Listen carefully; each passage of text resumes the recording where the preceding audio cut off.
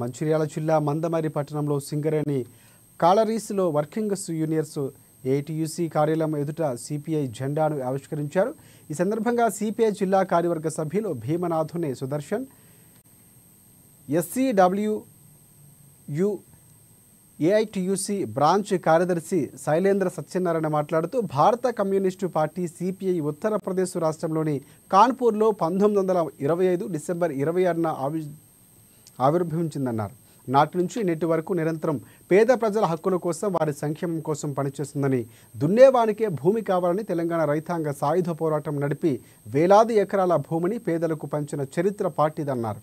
ఎందరో కమ్యూనిస్టు యోధులు ఈ పార్టీ కోసం తమ ప్రాణాలు సైతం త్యాగం చేశారని గుర్తు చేసుకున్నారు.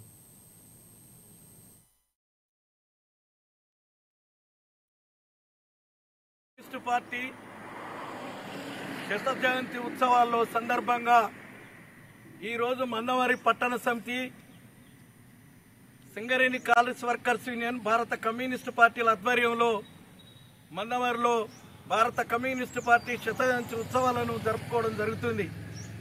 భారత కమ్యూనిస్టు పార్టీ ఇవాళ దేశంలో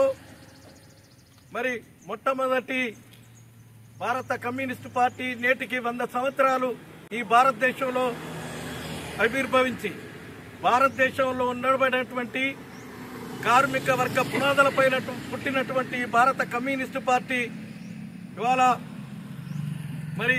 దేశంలో ఉండబడేటువంటి అనేక పరిశ్రమల్లో డిసెంబర్ 25, 1925న భారత కమ్యూనిస్టు పార్టీ భారతదేశంలో ఆవిర్భవించి ఏదైతే పేద ప్రజల విముక్తి కోసం, బానిస బతుకుల్లో ఉన్నటువంటి కార్మికుల విముక్తి కోసం, శ్రమ దోపిడీకి వ్యతిరేకంగా, భూమి కోసం, భుక్తి కోసం, ప్రజల విముక్తి కోసం అనేక పోరాటాలు చేసిన చరిత్ర భారత కమ్యూనిస్టు పార్టీది. ఆ పోరాటంలో అనేక మంది నాయకులు తమ ప్రాణాలను అర్పించినటువంటి చరిత్ర భారత కమ్యూనిస్టు పార్టీ. ఎక్కడ అన్యాయం జరిగితే, ఎక్కడ దోపిడీ జరిగితే అక్కడ నిలబడి జెండా ఎగరేసి ఆ ప్రజలను ఆదుకున్నటువంటి చరిత్ర